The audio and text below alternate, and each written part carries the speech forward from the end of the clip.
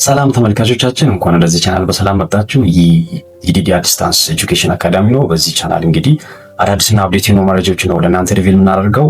ለዚህ ፔጅ አዲስ የሆናችሁ ሰዎች ፎሎ በማድረግ ቤተሰብ እንድትሆኑ እንጋብዛለን ማለት ነው። ዛሬ እንግዲህ ስለ ደቡብ አፍሪካ 10 አስገራሚና አዝናኝ የሆኑ ነገሮችን ነው ወደ እናንተ ሪቪል የምናደርገው። 10 ፋኒ ኤንድ ፋሲኔቲንግ ፋክትስ እናቀርባለን ማለት ነው። የመጀመሪያው የደቡብ አፍሪካ ማታወቂያ ወይም ማስቲካ ጨረቃ ላይ ደርሷል። በ1960 እንደ አውሮፓውያን አቆጣጠር የደቡብ አፍሪካው ኢንጂነር ጆርጅ ፕራትሊ ፑቲ የተባለ ጠንካራ ማጣበቂያ ፈጠረ። በ1969 እንደ አውሮፓውያን አቆጣጠር ናሳ አፖሎ 11 በጨረቃ ሲያርፍ የጠፈር መንኮራኩር ክፍሎች ለማጣበቅ የተጠቀመበት ሲሆን ይህም ጨረቃ ላይ የደረሰ ብቸኛው የደቡብ አፍሪካ ምርት ያደርገዋል። ሁለተኛ ግዙፍ ዛፍ ውስጥ የተከፈተ የመጠጥ ቤት። በሊምፖፖ ግዛት ሳንላንድ ቦአቦብ የተባለ ግዙፍ የቦአቦብ ዛፍ ውስጥ የአካባቢ ሰዎች ውስጥ ክፍት ስለነበር ሙሉ አገልግሎት የሚሰጥ መጠጥ ቤት ወይም ባር ከፍተውበት ነበር። መጠጥ ቤቱ ውስጥ የድራፍት ማሽን፣ መቀመጫዎችና የዳርት ጨዋታ የነበረ ሲሆን 15 ሰዎችን ማስተናገድ ይችላል። ሶስተኛው ባኒቻው የጥንቸል ስጋ የለው። ደቡብ አፍሪካ ሄደው ባኒቻው የተባለውን ታዋቂ የጎዳና ላይ ምግብ ሲያዙ እንዳይደናገጡ፣ ውስጡ ምንም አይነት የጥንቸል ስጋ የለበት። ምግብ ውስጥ ተቆፍሮ ባዶ የተደረገ በሙቅና ቅመም ባለው ካሪ የተሞላ ነው።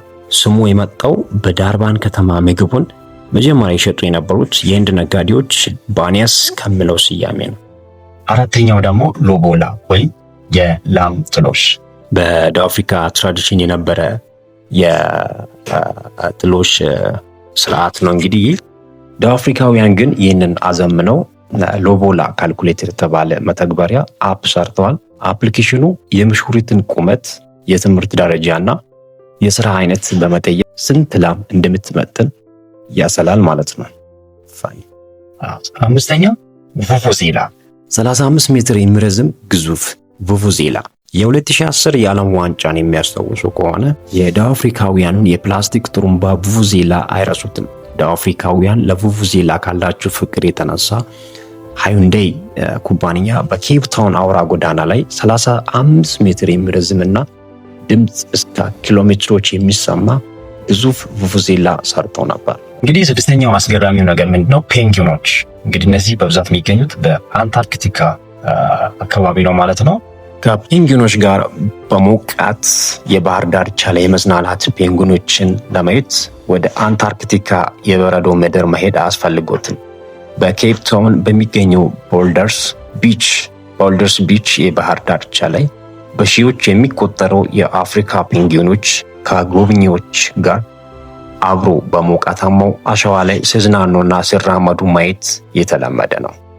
ሰባተኛ ምንድነው? በዋና ከተማ አንድ ሀገር 3 ዋና ከተሞች ያሏት ብቸኛ ሀገር ደቡብ አፍሪካ ናት። ይህም የሆነበት ምክንያት ምንድነው? 1910 እንደ አውሮፓውያን አቆጣጠር በሁለት ገዢዎች ነበረ የደቡብ አፍሪካ ቴሪቶሪ ሁለት ገዢዎች ነበሩ። በብሪቲሽ ኮሎኒ እና በቦኤርስ ወይም አፍሪካንስ ተብሎ በሚታወቁ ገዢዎች መካከል በገዢዎች ነበር የተገዛችው። በእነዚህ ሁለቱ ገዢዎች መካከል ስምምነት ባለመኖሩ ምክንያት ነው እነዚህ 3 ከተሞች ሊከፈሉ። ኬፕ ታውን የህግ መውጫ ወይም ፓርላማ የሚገኝበት ሲሆን ፕሪቶሪያ ደግሞ የህግ ማስፈጸሚያ ወይም ቤተ መንግስት ኤክስኪዩቲቭ የምንለው እንግዲህ። ሌላኛው ደግሞ ብሎምፎንቴን የህግ ትርጉም ቤት ወይም ጁዲሺየሪ የሚገኝበት ቦታ ማለት ነው። ወይም ሱፕሪም ኮርት የሚገኘው በብሎምፎንቴን ነው ማለት። ስምንተኛው የውሃ ዋና ጋንዳ ማጽጃ እንዲያስፈሪ ስም ተሰይሟል። የደቡብ አፍሪካው ፈጠራ ባለቤት ፈርዲናንድ ቻቪር በዓለም ላይ በጣም ታዋቂ የሆነውን አውቶማቲክ የዋና ጋንዳ ማጽጃ ፈጠረ።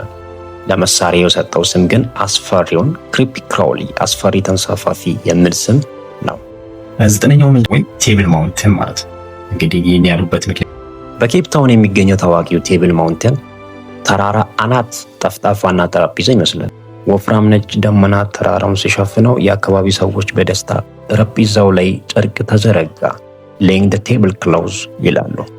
አስረኛው ምንድነው? በደቡብ አፍሪካውያን እጅ የተቆፈረ 460 ሜትር ስፋትና 200 ሊትር ጥልቀት ያለው ጉድጓድ ነው።